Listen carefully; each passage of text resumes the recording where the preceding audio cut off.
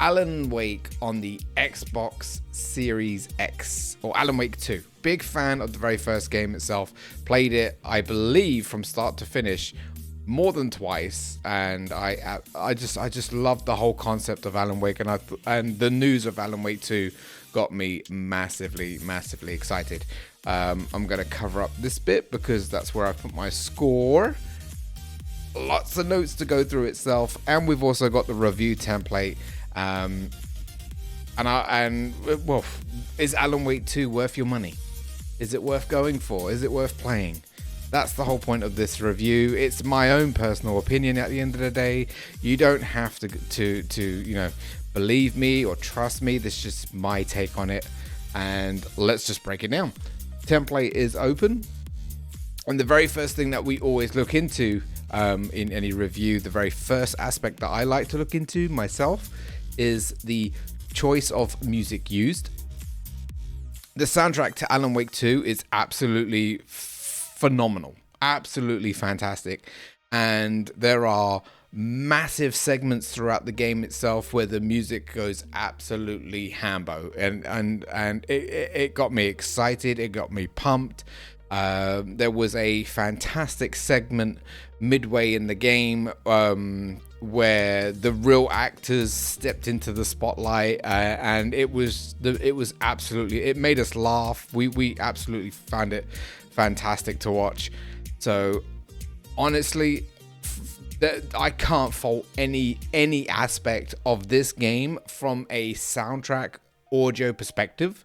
If I look into the effects in the actual game, that would include the noises, the gun sounds, the ambient sounds, the weather sounds, and even after that, looking into voice acting. So if we look at sound effects, I wear a Turtle Beach headset on all my reviews. I always wear the same headset itself, and the gun quality in this game is superb, absolutely superb, very well polished. The gun noises are very realistic, very bassy at times as well, and they have a massive kick to the majority of the guns that you use. And again, can't fault it.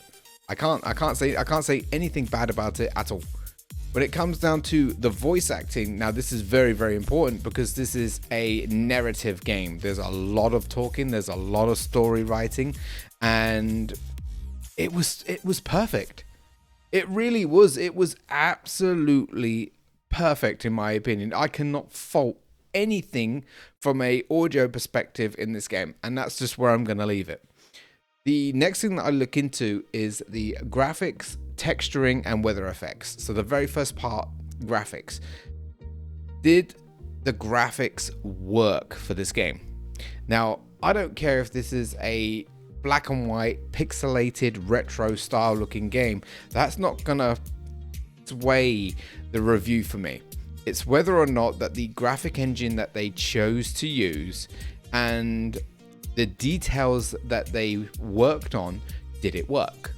And unfortunately it didn't in so many aspects of the game itself.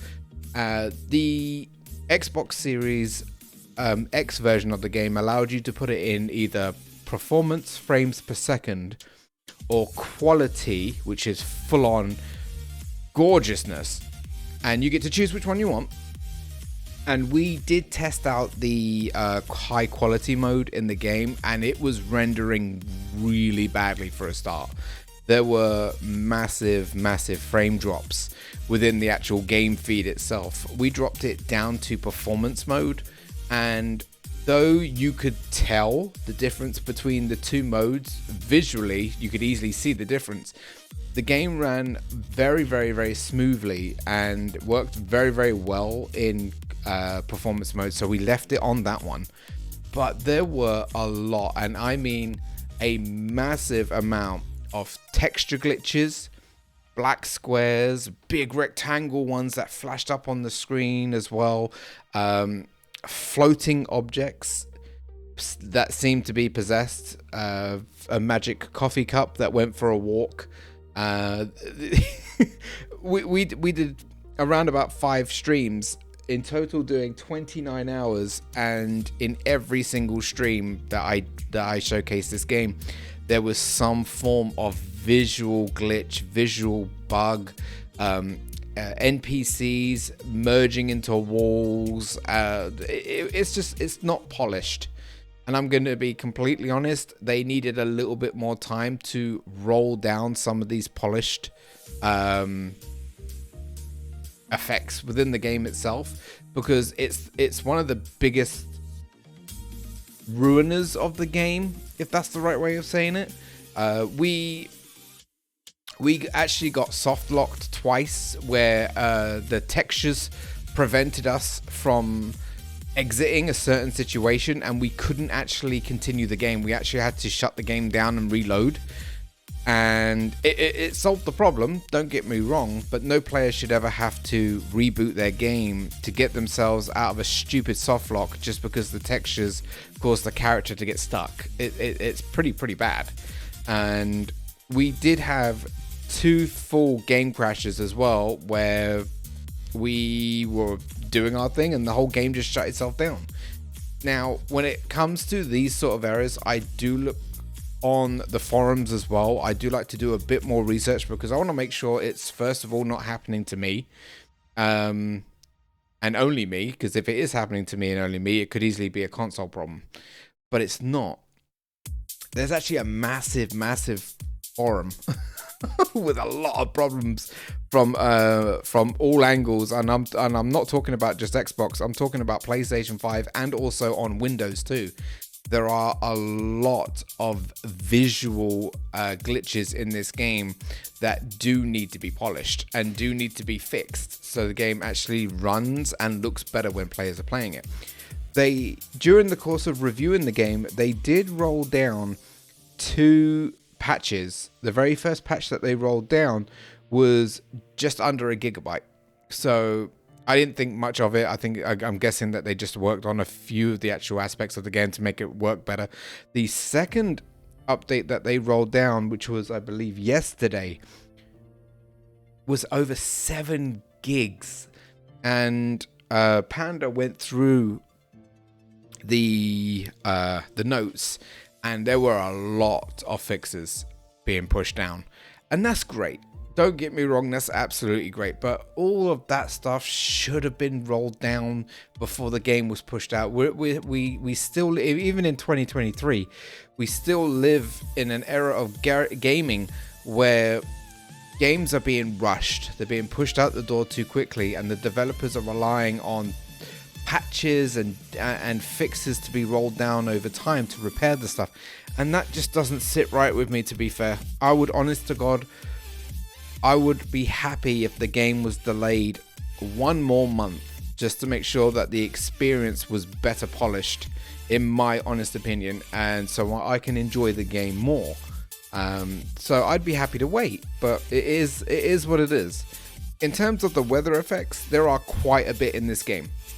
There's a lot of ambient foggy effects, there's rain, lightning, and I'm a massive fan of rain and lightning. The weather effects were stunning. They worked very well. There were reports of it raining inside for a lot of players out there, and I found that absolutely hilarious, because we didn't encounter that bug, but it was going around that when people were running indoors, the rain would follow them. And it was raining indoors for them as well.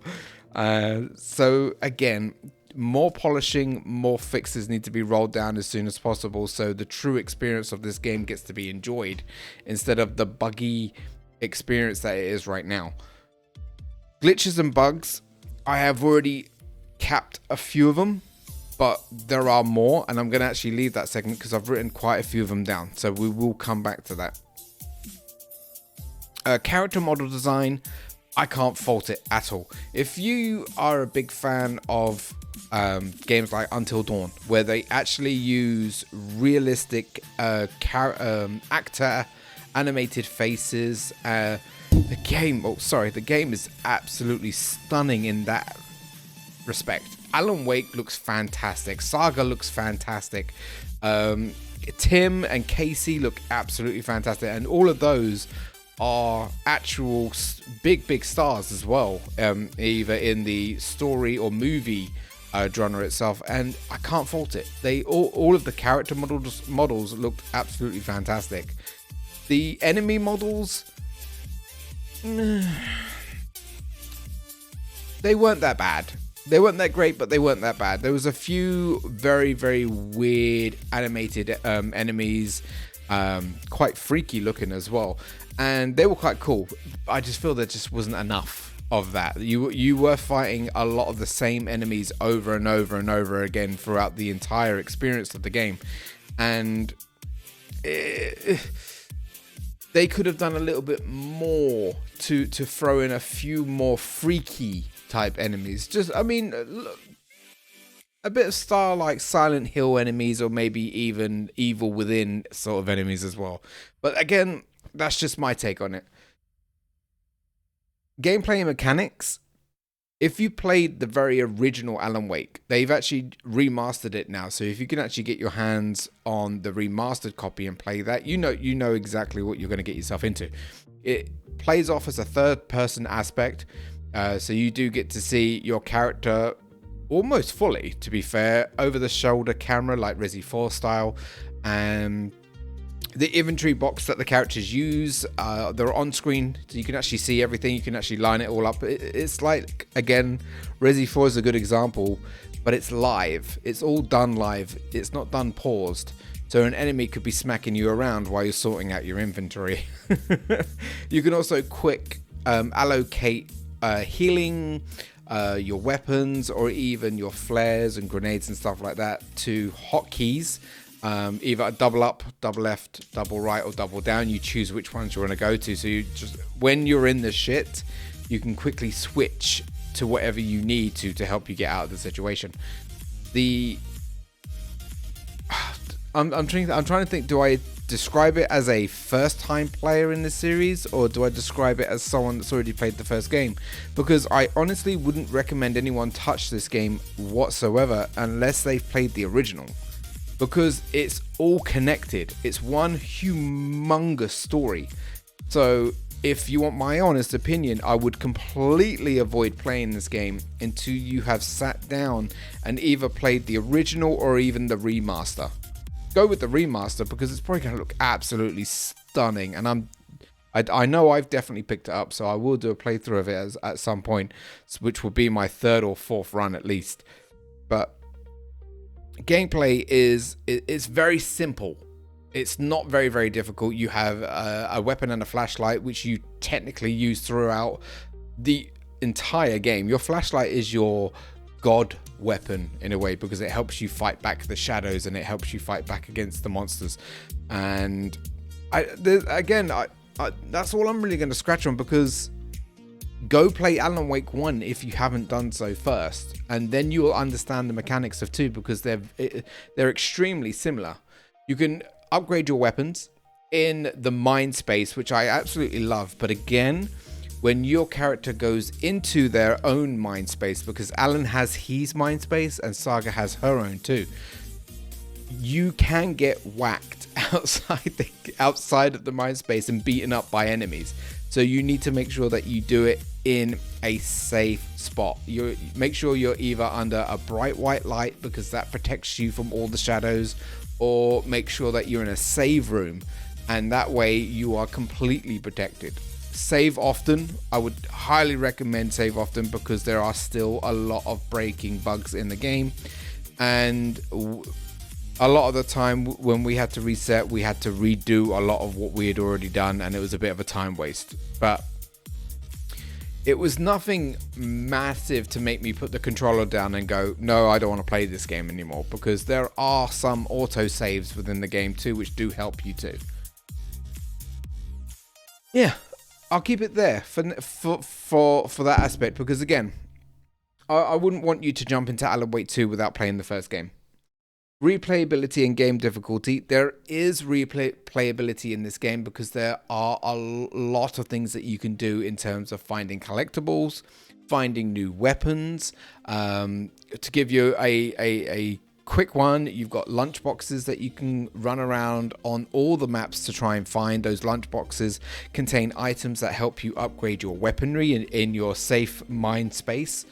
You've also got chests that carry a vast amount of either weapons, healing items, pouch upgrades, inventory upgrades.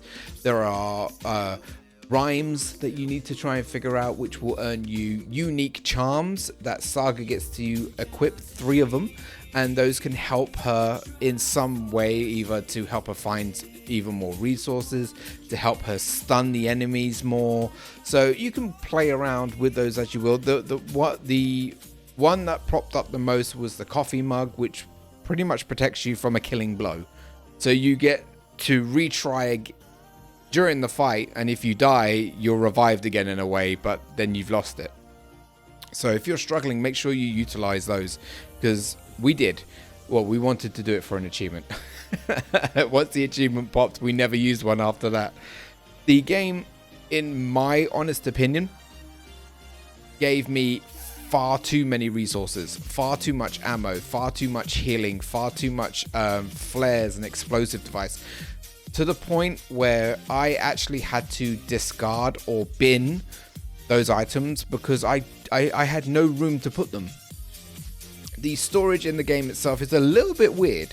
It's not, like Resident Evil, where you get a beautiful, glamorous big chest that you can open up.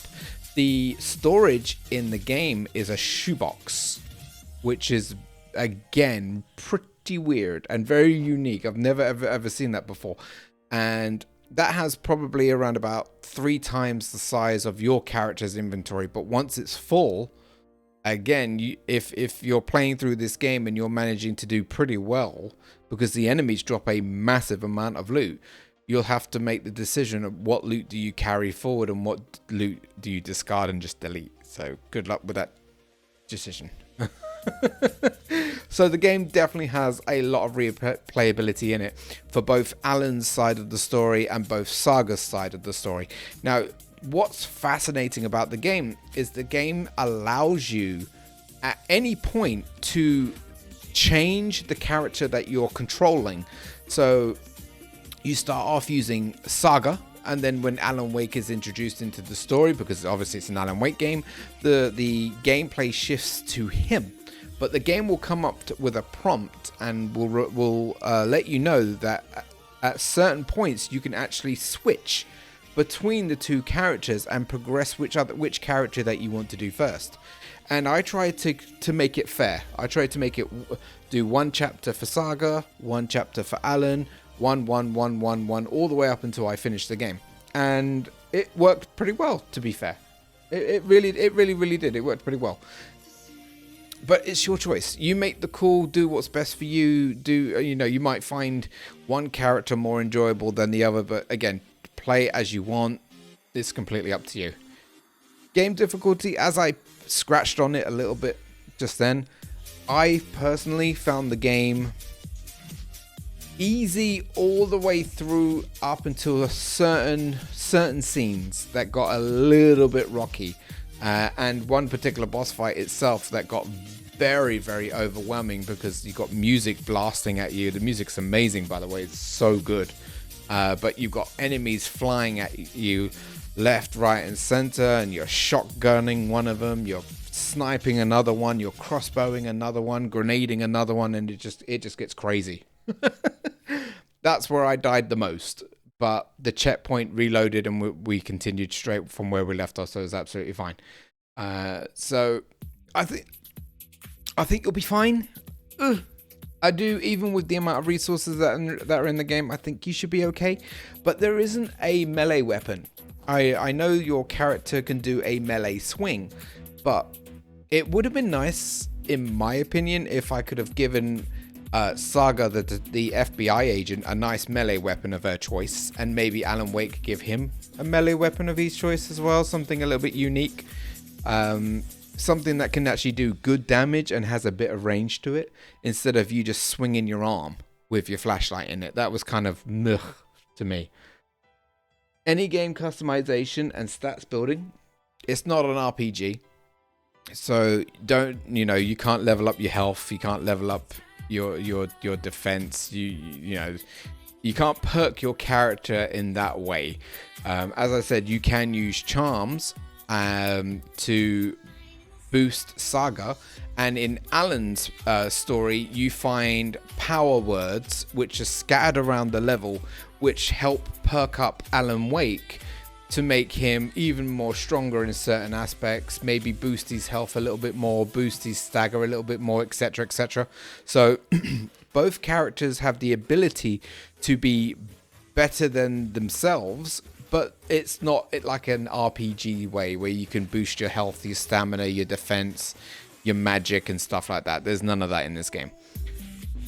There isn't any character customization from a standard game point. There are cosmetics which I didn't buy. I didn't get the deluxe edition or anything like that, which you can change from the main menu of the game itself. And yeah, there's no cosmetics, so you can't, put on a flashy shirt, a flashy hat, and rock out GTA style in the clothes of your choice. You can't do that, unfortunately. Story, if applicable, this game is massively story driven, and I mean massively story driven, and it is fucking amazing. It's such a great story. I'm not going to say nothing else on that subject because I don't ruin reviews. I don't want to spoil the game for you. I don't want to ruin the experience for you. I'm just going to tell you that I loved Alan Wake 1 and I really loved Alan Wake 2. I think the stories are so great. They get a little bit spaghetti-like, and the paths cross each other and you get a little bit confused, but I was all right. I didn't struggle too much. I was able to follow it, and I was able to enjoy it as well. I was. Online co-op, irrelevant. Features and stability of online, irrelevant. Microtransactions. I didn't check. But there shouldn't be any. Let's have a look. Manage game and add-ons. See in store. Ooh. This better not be. There's a digital Alan Wake 2 digital upgrade. If you got the standard edition of the game, you can pay £15 to get the deluxe upgrade, or just obviously go straight into buying the deluxe version if you wish to. But there is currently no microtransactions. Thank God, because we hate them. We absolutely fucking hate them. Purchase price versus digital price and value of content. So before I go down that part, because it is included in my notes, so I might as well just start going through my notes itself. The game itself is a PEGI 18. 100% understand. 100% understand. But it's not. No, actually, PEGI 18 is perfect. We'll just keep it there. The game size, now this one took me back. It's an 80 gig file. It's huge. It's pretty big. Giggity. So hopefully you've got some hard drive space ready to install the game, because 80 gig is quite big. Plus, don't forget, I'm sure they've already included the 7 gig update and the other 1 gig update. If not, you're looking at just below 90 gig. But if that data is included into the 80 gig, then you're good to go. The digital price, $49.99, digital deluxe £65. If you buy the base game, you can upgrade for £15. There is no physical copy of this game, and I'm kind of getting worried about that, to be honest, because I don't want to go down the route of all games being digital only. I know it's going to happen eventually, I really do, but I don't. I like my collection, and I like to sell back games that are shit. And I can't do that when the games are digital only. You can't sell them back, so it's going to get dangerous more and more, and I'm worried. But yes, you can only buy the digital version of this game. The title was launched, as I said earlier on the PlayStation 5. It was on the Xbox and the Windows. Developers and publishers, Remedy Entertainment and Epic Games. It's an action adventure, though they should definitely list it under horror. There's a lot of jump scares in this game. Be warned massively if you're photosensitive or if you have any form of sensitivity to jump scares and flashing images and stuff like that. Please consult a doctor before you play this game, or if you already know about your condition, then just please be careful. We had a lot of audio issues. The very first time we loaded up the game, we had no audio whatsoever. That got patched. Thank God. That got patched. But we had no audio whatsoever. We had to shut the game down and reopen the game, and that fixed the problem straight away. And then in the very first cutscene, we had a massive audio and video desync throughout the game, throughout the main cutscene as well, and that was also fun to watch. It made me laugh, it made the community laugh itself, but something again that should never be a fucking thing and should be polished. Their 7 gig update addressed a lot of the desync issues between the audio and the video, which is fantastic, but again shouldn't have been a thing in the first place, in my opinion. We had a lot of visual glitches. Again, I've already spoken about a lot of them. We had a lot of black squares and black flickers where textures were just not loading in correctly, and all you saw was just black fragments of where they were supposed to be. Again, something that needs to be polished and fixed. The map is pretty awesome in this game. I'm not gonna lie, it does showcase a lot for you. A lot of where the collectibles are, where you're heading. You can't put any markers down, any waypoints down, which is a bit but I like the idea of if you encounter something like an item that you can't pick up because your inventory is full, or a locked door, or any secrets or anything like that, or points of interest, it is all put on your map. You just need to find the map, and then you can see it scattered on your map, so good luck finding everything. NPCs don't shout for forced progression. This is something that we scratch on quite a few games every once in a while, where certain NPCs in games would just sit there and just scream at you, come on, let's go, let's hurry, come on, let's go, and it gets fucking tedious. But Spidey pointed it out that in this game, as we were playing it, that the NPCs didn't nag you for forced progression. They didn't sit there and just, shout at you over and over and over again to hurry up and what you're doing. The game gives you a lot of free exploration. If you are tied into a certain mission, you will get warped back a little bit, but you can still explore quite a lot. And then once you're not locked into a story objective, which happens quite a bit, you can teleport to any of the previous destinations and you can explore at your own leisure. You can go running around. Just be warned though, enemies do still spawn in and the game will keep you on your toes, so be very, very careful when you go out in the dark. We had, as I said, 2 fatal software crashes and 2 soft locks which had to be restarted. The animations for opening doors and opening crates is fucking god awful. Like, you would actually see the wrists snap back, and the animation was just absolutely terrible. All of that needs complete polishing, because it looks funny at first, but when you really look at it, you think, wow, that's just horrible. And it happens a lot. Even when you open and close something as simple as a door, the animation of that character is a bit and a bit wonky at times, especially with the hands. That just needs to be fixed. Ability to revisit previous areas, something I've already scratched on. The loot in the game, and this is something that's quite important, the loot in the game is definitely controlled through an RNG system.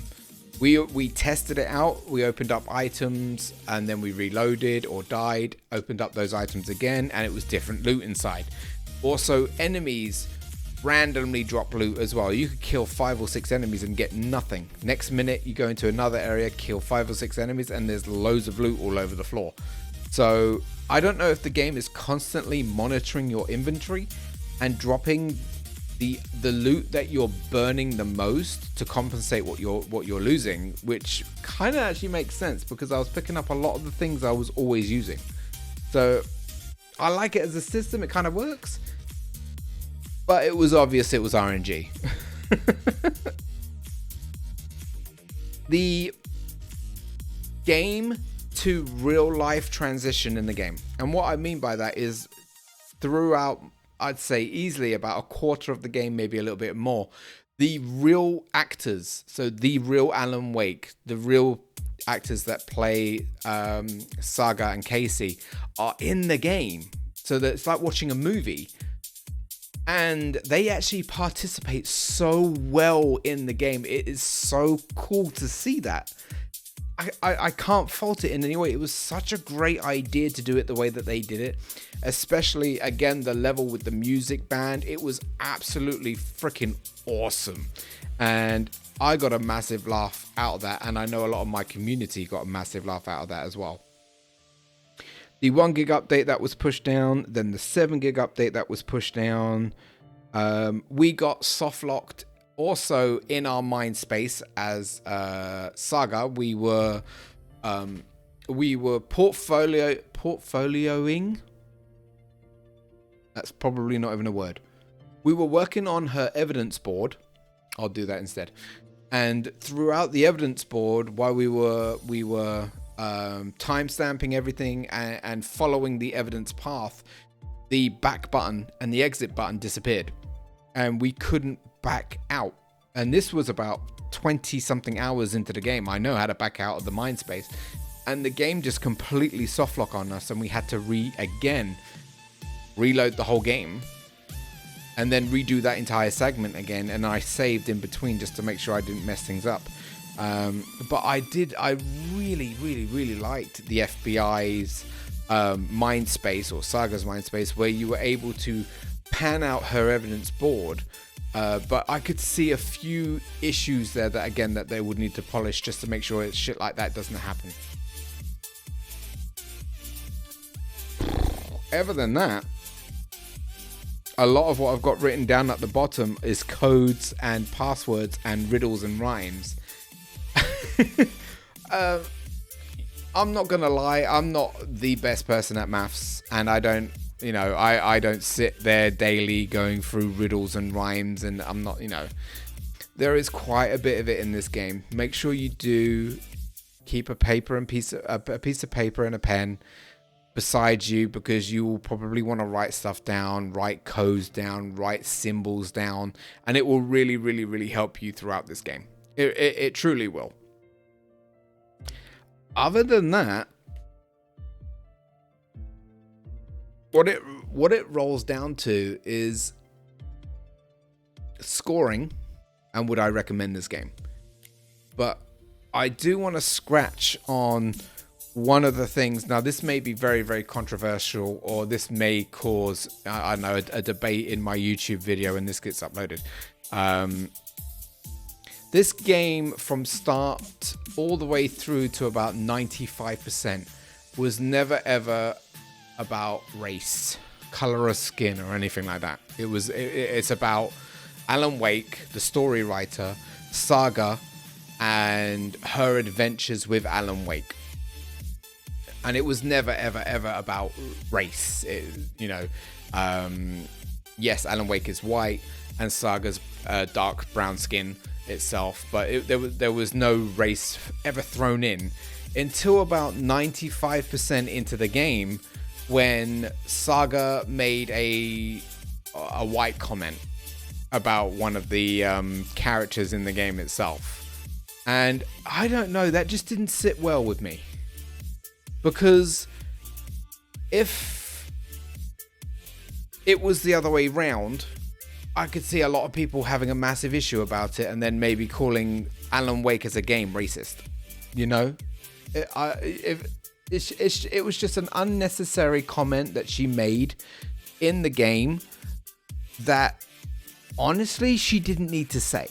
It was like an added forced sentence that sentence couldn't have been said and the game would have played out exactly the same. You know, she just had to chuck in a comment and it just didn't sit well with me, you know? And I don't know. I asked my community, am I overreacting? Am I asking do I talk about it in the review? But I did want to talk about it because the race card should never be a card slammed down in a video game, ever.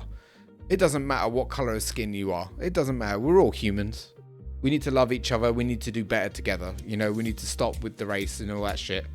We need to all just be one with each other. And the game just throwing that out, it just didn't fit the game, you know? It was just like they slid it under the carpet expecting no one to notice it. And I noticed it straight away because it was just it didn't fit the tone of the game. But I just wanted to say that, that's all. So what it comes down to now, after 29 hours of playing the game, 61 over 66 achievements on my first playthrough, and I was so proud of that. I really was. I'm only missing 5, and when I looked down at which 5 they were, they are very close to being finished. Very, very, very close to being finished. What would I rate the game? And I've already wrote the score down. Even before I completed the game, I wrote the score down. And after finishing the game, I was 100% with my score. I was like, yep, that's what I'm going to give it. With the amount of issues visually that they have within the game itself, with the NPC bugs, with also the texturing glitches, it's definitely something that needs to be polished, and it's definitely something that needs urgent looking into. The desyncing in the cinematics is just not on. That should never, ever, ever, ever, ever, ever, ever be a thing whatsoever. And the game losing audio at certain parts, again, I understand that they're pushing really hard to roll these updates down, but they weren't available. These problems were happening on day 1 of launch. I don't expect any game to be completely perfect on day 1 of launch, but this game was definitely broken in a lot of ways, and they could have simply just delayed the game for another month and ensured that the game came out more polished than what it is right now. But I have to give the team credit. Thank you so much for continually working on improving the experience in the game and making the game better for others. But, you know, my opinion, they should have just waited a month. That's just me. With that in mind, with the fact that I had a massive enjoyment factor around this game, I think that was stemmed from the fact that I loved the first game so much too.